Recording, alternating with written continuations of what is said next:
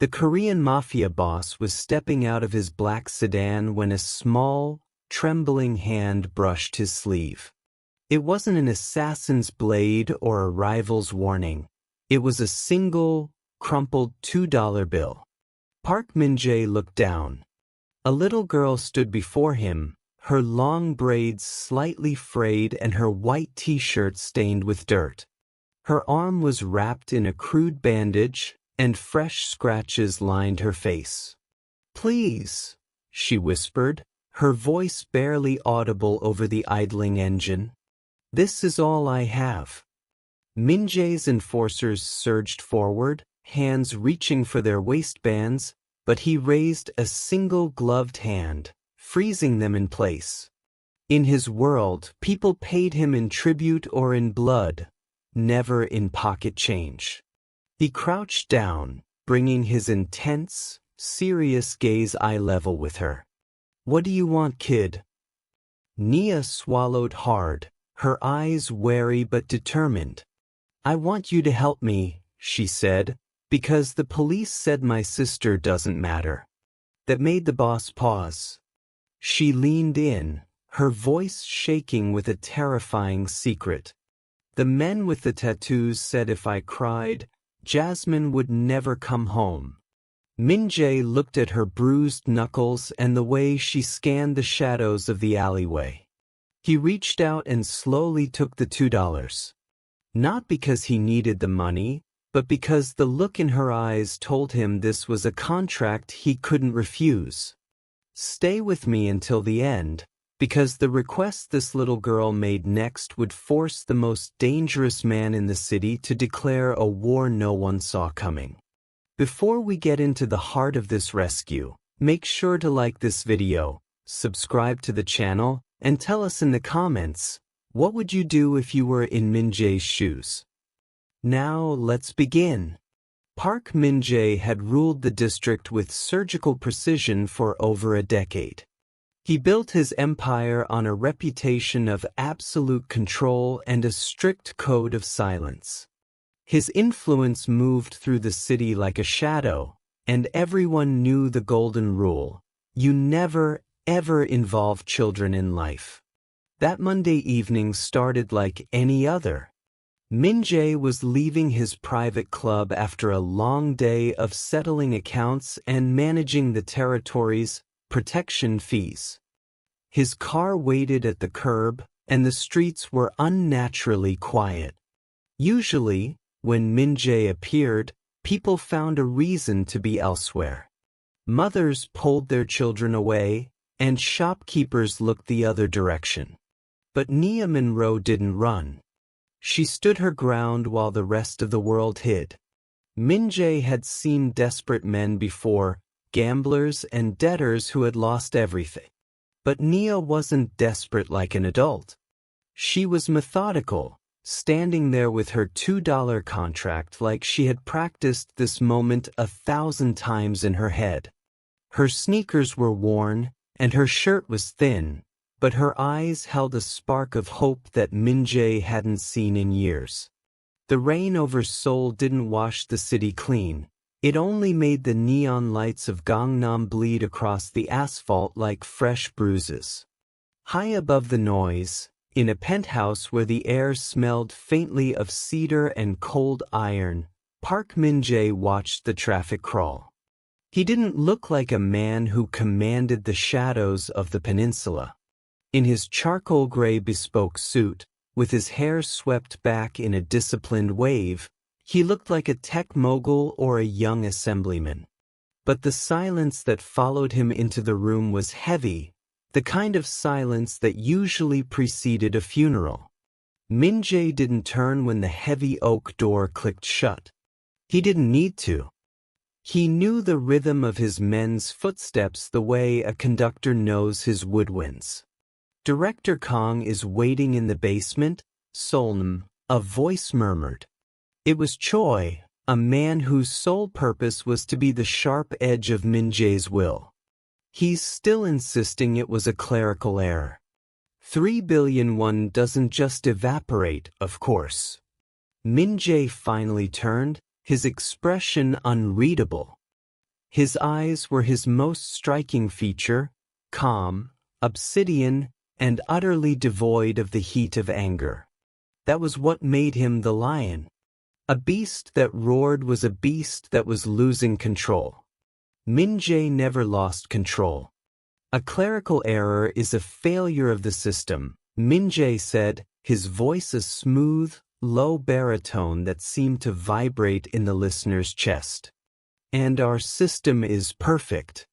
If there is a leak, it isn't the plumbing. It's a puncture. He walked toward a minimalist mahogany desk, his movements fluid and predatory. On the screen of a tablet, a series of complex logistical maps flickered, shipping routes, shell companies, and real-time GPS trackers on a fleet of trucks moving through Incheon.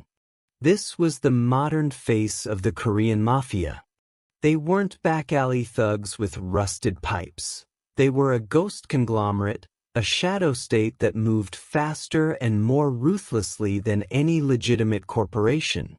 Min-jae tapped a command on the screen. Within seconds, a notification pinged. Director Kang's personal accounts were frozen. His daughter's tuition payment to an elite school in Switzerland had been intercepted. His wife's lease on her gallery was being terminated as they spoke. Efficiency is the only thing that separates us from the animals in the street, Choi, Min-jae said, handing the tablet back. Kang thought he was stealing from a gang. He needs to understand he was stealing from an ecosystem. If a cell becomes cancerous, the body doesn't negotiate with it. It excises it. The lion of the city didn't need to go to the basement. He didn't need to see the blood or hear the pleas. By the time he sat down to finish his tea, the problem of Director Kang would be solved, the funds recovered, and a replacement already briefed and installed. The organization breathed because Min-jae kept its heart beating with surgical precision. He took a slow, methodical sip of the dark brew, the bitter notes of the tea grounding him. Outside, the city continued to burn with artificial light, oblivious to the fact that its true master was watching from the clouds, deciding who would rise with the sun and who would disappear into the rain. The clinical silence of the penthouse was broken not by the heavy tread of a soldier, but by the rhythmic, soft scuff of sneakers. Min-jae did not look up from his tea until the shadow fell across his mahogany desk. Standing there was a girl who looked like she belonged in a bright classroom, not a fortress of glass and secrets. Her hair was woven into two tight, neat braids, though a few stray obsidian strands had escaped to frame a face that held a terrifying amount of composure for someone her age. Choi stood by the door, his hand hovering near his jacket, his face a mask of rare uncertainty. He hadn't stopped her. That alone was a testament to the strangeness of the moment. "I was told you are the one who fixes things," the girl said. Her voice was thin but didn't tremble. She didn't call him Sejangnim or Seonsangnim. She spoke to him as if they were equals meeting across a boardroom table. Min-jae set his cup down with a deliberate, muted click. "People are told many things, Nia. Most of them are ghost stories." She didn't flinch at the use of her name.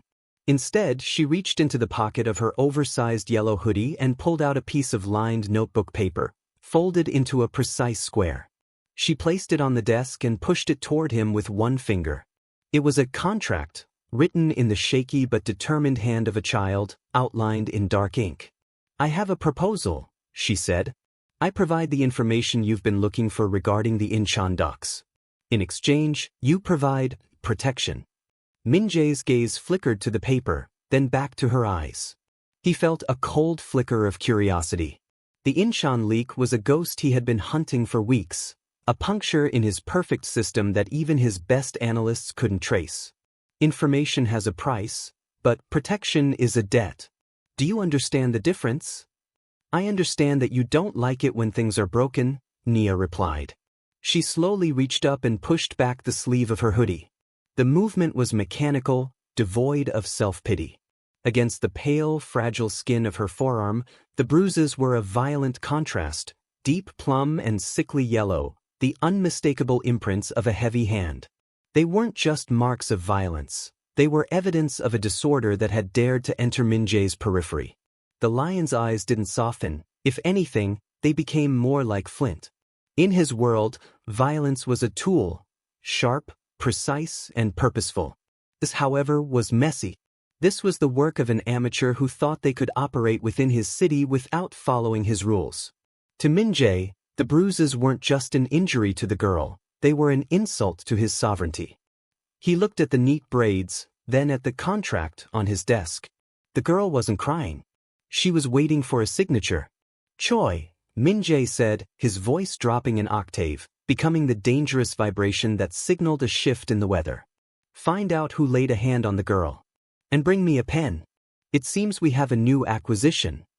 The rain outside intensified, lashing against the floor-to-ceiling windows, but inside, the air had turned perfectly, lethally still. Min-jae unscrewed the cap of a fountain pen that cost more than the girl's entire wardrobe. The nib hovered over the lined notebook paper, a stark contrast of high-art engineering against a child's stationery. He didn't sign immediately. He looked at the bruises again, then at the steady, dark eyes of the girl who had bypassed 3 layers of security to offer him a deal.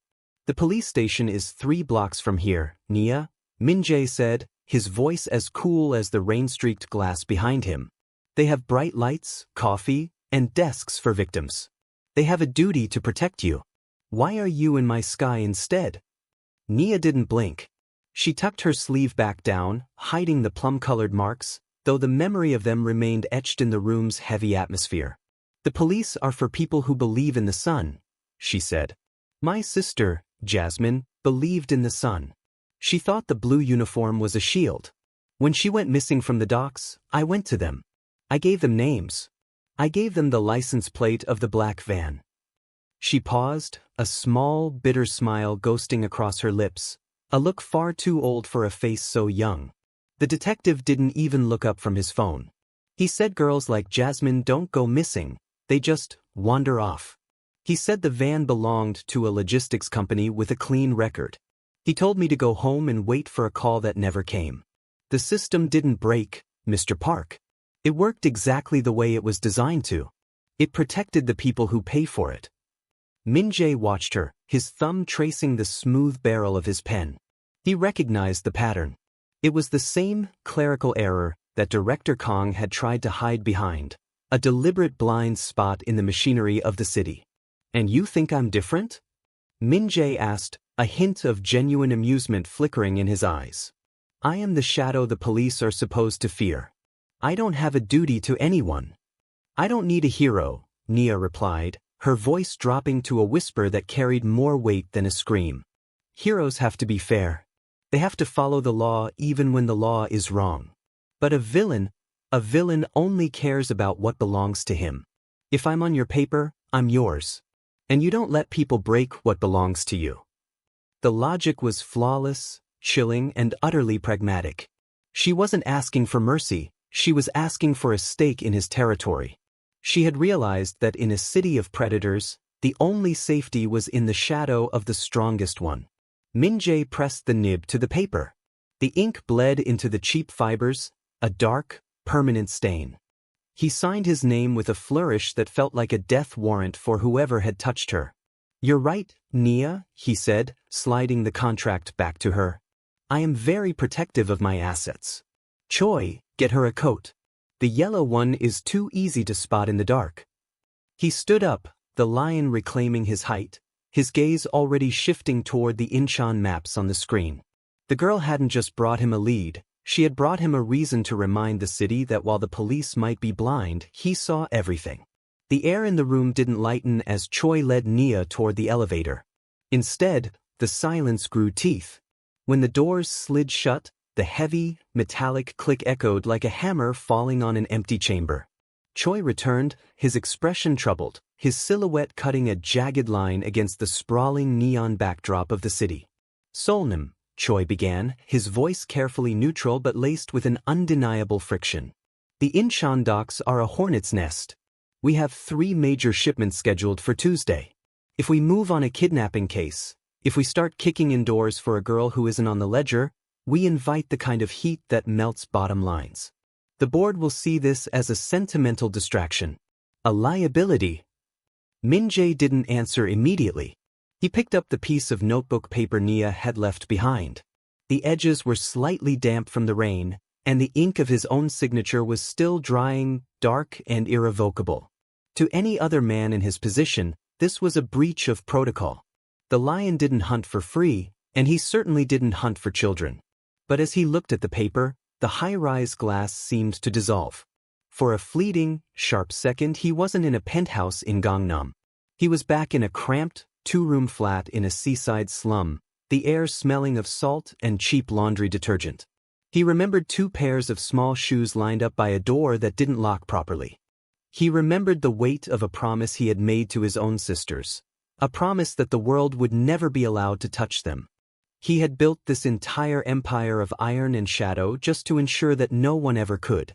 The memory passed, leaving a cold, hollow ache in its wake, replaced instantly by a focused, predatory heat. Sentimental? Min-jae asked, turning to face Choi. His eyes were no longer calm. They were the color of a storm-tossed sea. The police are ignored. The logistics companies are compromised. A child walked into the highest office in the city because the men I permit to operate in my territory have forgotten who owns the ground they walk on. That isn't a distraction, Choi. That is an insurrection. He crumpled the paper into a tight ball, his knuckles turning white.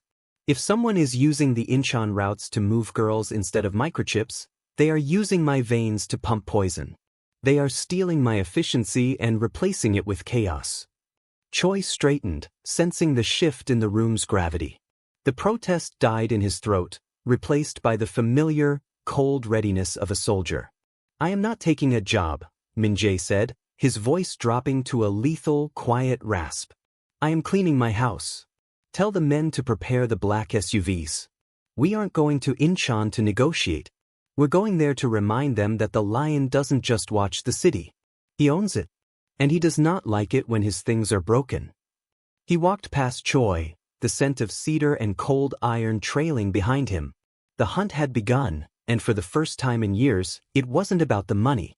It was about the blood. The black SUVs sliced through the fog of the Incheon Expressway like a funeral procession moving at a predator's pace. Inside the lead vehicle, Min-jae sat bathed in the cool, rhythmic pulse of blue light from a trio of tablets mounted to the leather partition. He didn't look like a man on a rescue mission. He looked like a mathematician solving an equation where the only variable left was the exact coordinate of a grave. The van Nia described didn't exist in the port's official manifest, Choi said, his fingers flying across a keyboard. But every camera has a deliberate blind spot, and every blind spot has a witness who can be bought or broken. On the screen, a web of data points began to crystallize. Min-jae's underworld wasn't a collection of smoky dens and whispered rumors. It was a digital panopticon. He owned the fiber optic cables that ran beneath the pavement and the silent men who sat in monitoring stations disguised as logistics firms. Within minutes, the system had cross-referenced the van's partial plate with the private security feeds of 3 different convenience stores. There, Min-jae said, his voice a low, dangerous vibration. He pointed to a grainy frame of a black vehicle turning into a dead-end industrial zone near Pier 7. The White Crane Syndicate. They think because they pay a few customs officials, they've bought the horizon. The White Crane was a splinter group, a collection of jackals who scavenged the edges of Min-jae's territory.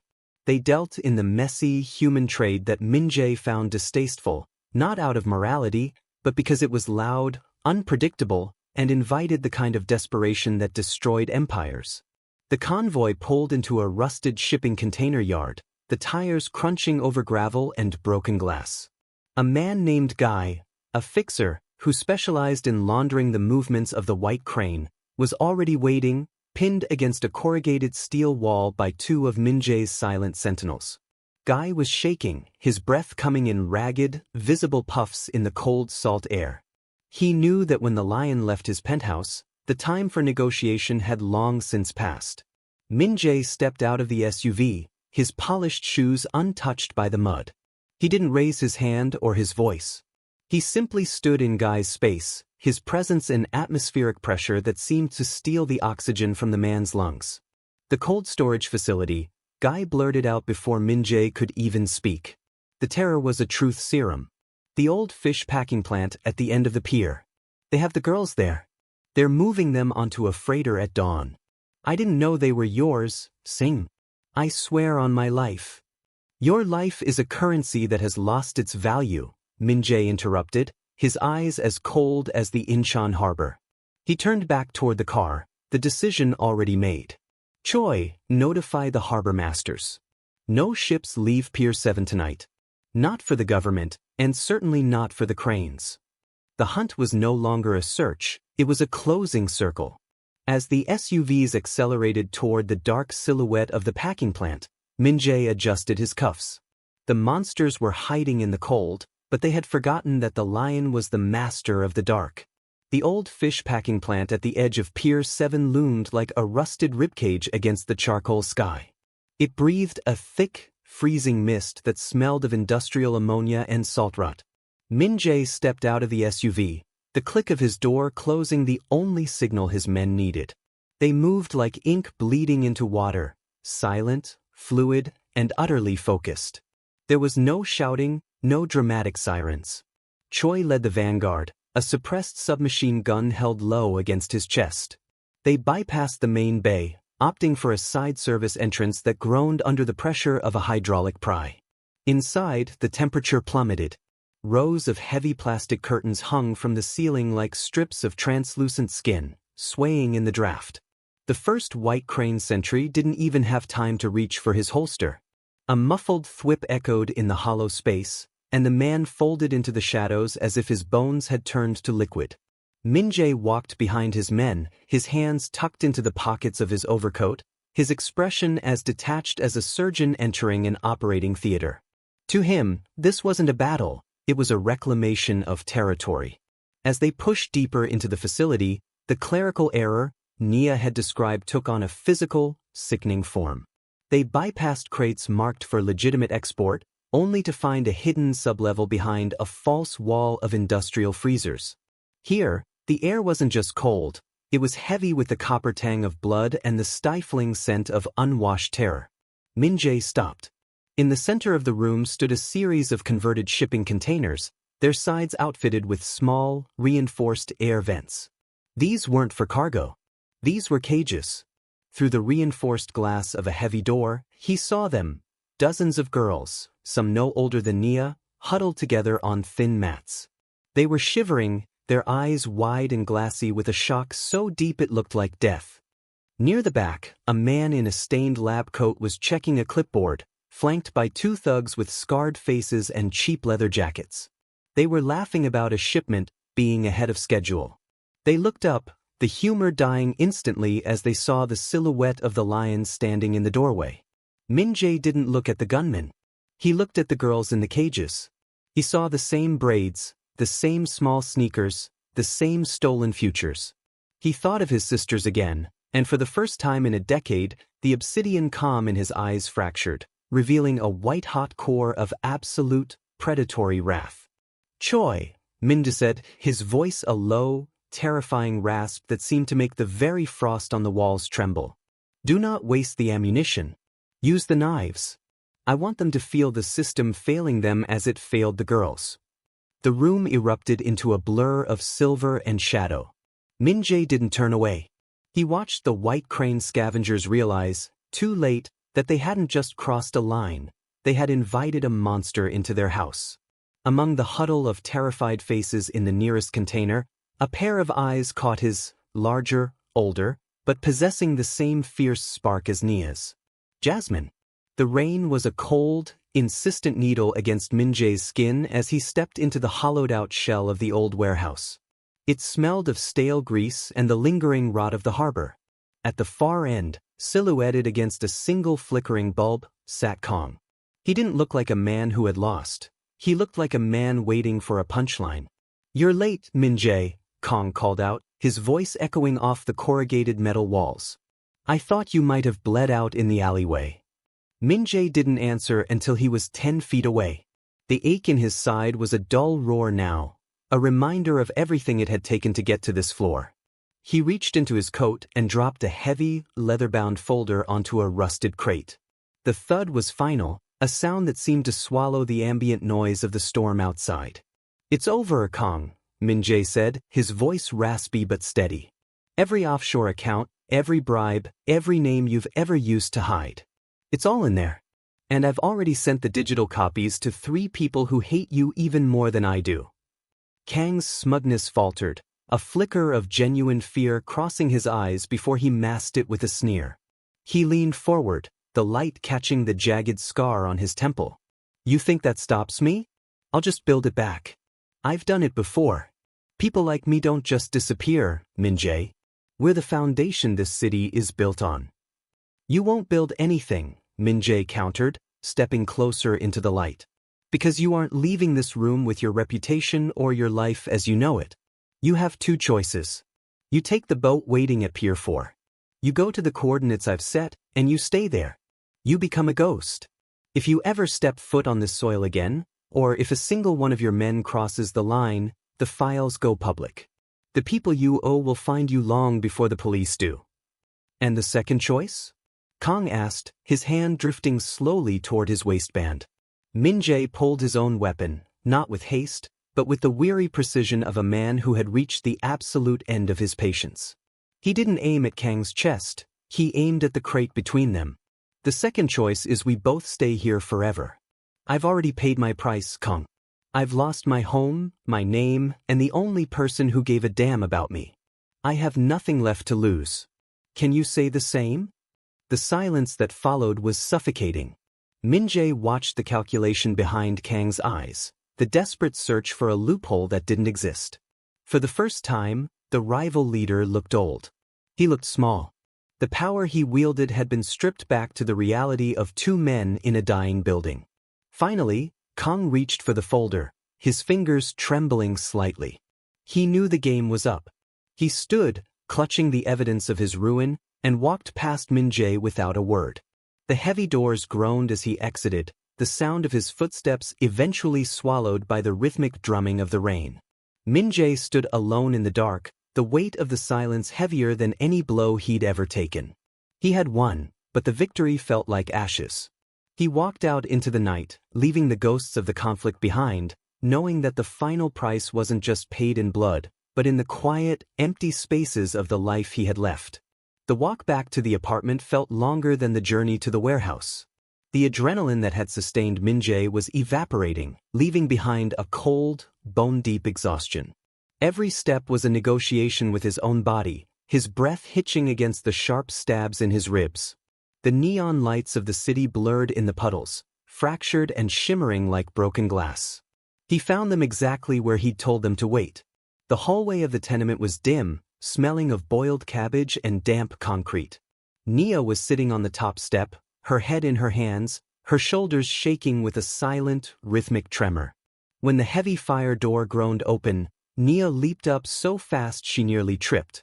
Her eyes searched the shadows, wide and frantic, until they landed on Min-jae's battered face. But she didn't look at him for long. Her gaze dropped to the figure trailing just a half step behind him. "Jasmine," Nia whispered, the name breaking like a sob. The girl didn't run. She walked with a strange, solemn dignity until she reached her sister's arms. Then, and only then, did the facade of the brave little soldier crumble. Jasmine pulled her in, burying her face in the girl's hair, making sounds that weren't quite words, just raw, unfiltered relief. Min-jae stayed by the door, leaning his weight against the frame, watching the only good thing he'd managed to do in a very long time. After a few minutes, Nia looked up, wiping her eyes with the back of her hand. She stood and reached into the pocket of her worn cardigan. Her fingers fumbled with a small, embroidered coin purse. She pulled out 2 crumpled $1 bills, smoothing them against her thigh with trembling fingers. "It's not enough," Nia said, her voice thick. "I know it's not. But it's the rest of what I have for the week. I'll get you the rest, Min-jae. I promise. Every cent I earn." She stepped forward, holding the $2 out to him. It was a pathetic amount of money for the blood he'd spilled and the bridges he'd burned, yet it represented everything to her. Min-jae looked down at the money, then up at Nia. He didn't reach for it. Instead, he gently pushed her hand back toward her. "Keep it," he said, his voice a low grate. The debt is settled. But we agreed, Nia insisted, her brow furrowing. You risked everything. I can't let you leave with nothing. Min-jae looked at Jasmine. The girl was watching him with those old, knowing eyes, the eyes of a child who had seen the monster in the dark and hadn't blinked. He felt a phantom warmth in his chest, a flicker of something that felt dangerously like peace. I'm not leaving with nothing, Min-jae said softly. He looked back at Nia, a ghost of a tired smile touching his lips. You don't owe me a refund, Nia. She already paid the price in full. I've never seen anyone as brave as her tonight. That's worth more than any currency you've got.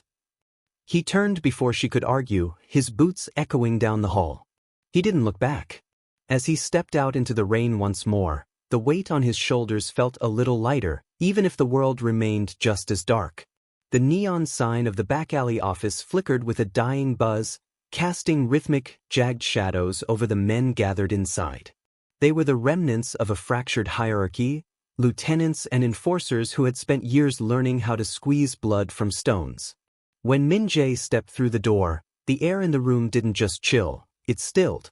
He moved with a heavy, deliberate gait, his coat damp and his face a map of bruises that told the story of the night before. He didn't go to the head of the table. Instead, he leaned against the doorframe, his presence blocking the only exit. He looked at each of them in turn, seeing the greed, the confusion, and the lingering flicker of the same fear that had sent Kong into the night. The old way is buried, Min-jae said, his voice low but cutting through the hum of the air conditioner. Kong isn't coming back, and neither is the system he built. From tonight, the ledger for this neighborhood is wiped clean. A man named Sang-cheol, who had made a career out of collecting from the market stalls, shifted in his seat. Wiped clean? Min-jae, we've got overhead. The street revenue from the families, the shops, that's nearly 40% of the monthly take. You can't just turn off the tap because you've gone soft. Min-jae didn't blink. He reached into his pocket and pulled out a small, bent cigarette, lighting it with a hand that didn't tremble. I'm not turning off a tap, Sang-cheol. I'm stopping a leak. We've spent years making enemies out of the people who live in our shadows. It's bad business and it's over. He straightened up, moving toward the center of the room. The men instinctively leaned back. Here are the new rules. No more protection fees from the tenements. No more interest on small-time loans to women trying to keep the lights on. If a shopkeeper gets harassed by a rival crew, you don't ask for a cut to step in, you step in because this is our territory, and we don't let trash clutter our streets. And if they don't pay? Another man asked, his voice skeptical. They don't pay because we don't ask, Min-jae countered. We shift our focus to the harbor, the offshore accounts, and the high-stakes players who can afford to lose. We stop being predators to the people who have nothing. If I catch any of you leaning on a family like the ones on the 5th Street block, you won't be answering to the police. You'll be answering to me. The silence that followed was heavy with the weight of a changing tide. They saw the folder tucked under his arm, the same folder that had dismantled Kong, and they knew he wasn't bluffing. He had the leverage, the scars, and the terrifying calm of a man who had already seen the bottom of the abyss. Go home, Min-jae commanded, his voice weary but final. Think about how you want to work tomorrow. Because tomorrow, this neighborhood breathes again. As they filed out, avoiding his gaze, Min-jae stayed behind. He walked to the window and looked out at the city. For the first time in years, the flickering lights didn't look like a warning. They looked like a beginning. He thought of Jasmine's steady eyes and Nia's shaking hands, and he knew that while he couldn't erase his past, he could finally control the shadow he cast. The rain still fell in the city, but it no longer felt like a shroud. It was just weather now, a rhythmic accompaniment to the steady pulse of a neighborhood that had learned how to breathe again. 5 years had passed since the night at the warehouse, and the scars on Min-jae's face had faded into silver lines, mapped out against a life that was quieter, though no less heavy. Jasmine's cafe sat on the corner of 5th and Main, a warm beacon of amber light against the gray afternoon. The windows were no longer reinforced with plywood. Instead, they were clean and filled with the steam of brewing coffee and the scent of fresh bread. Nia, now a tall, sharp-eyed teenager with her mother's resilience, moved between the tables with a grace that spoke of a girl who had grown up without the shadow of a debt hanging over her head. Min Jae stood across the street, his hands shoved deep into the pockets of his dark overcoat. He didn't drop by often, but he watched. He watched the way the local kids played on the sidewalk without looking over their shoulders. He watched how the shopkeepers didn't flinch when a black sedan rolled slow down the alley. The new rules had held, written in the blood he'd spilled and enforced by the silent authority he still carried. The bell above the cafe door chimed, and Nia stepped out. She didn't look like the panicked, trembling girl from the tenement hallway. Her hair was pulled back neatly, her eyes clear and focused. She scanned the street, her gaze locking onto the shadowed figure across the pavement. She didn't wave and she didn't smile, but she began to walk toward him with a steady, purposeful gait.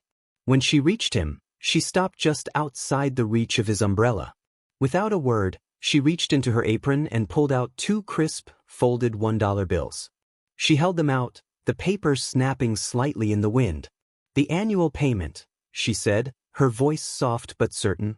Min Jae looked at the money, then at her. It was a ritual now, a tradition that had started a year after the warehouse and never wavered. "I told you the debt was settled, Nia." "It's not for the debt," she countered, tucking the bills into his hand, her fingers briefly brushing his calloused palm. "Jasmine calls you the good bad guy. She thinks you're a guardian. I think you're just a man who decided that some things are worth more than a percentage." Min Jae looked down at the $2. In a world where he dealt in millions and moved shadows across the harbor, these 2 scraps of paper were the only things he possessed that felt truly clean. They were a reminder of the one night he'd chosen to be a man instead of a weapon. She turned to head back to the warmth of their shop, pausing only for a second. "See you next time, Min Jae." He watched her go, the $2 tucked safely in his pocket next to his heart.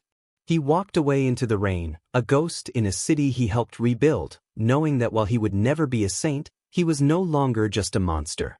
He was the anchor in the storm, and for a man like him, that was more than enough.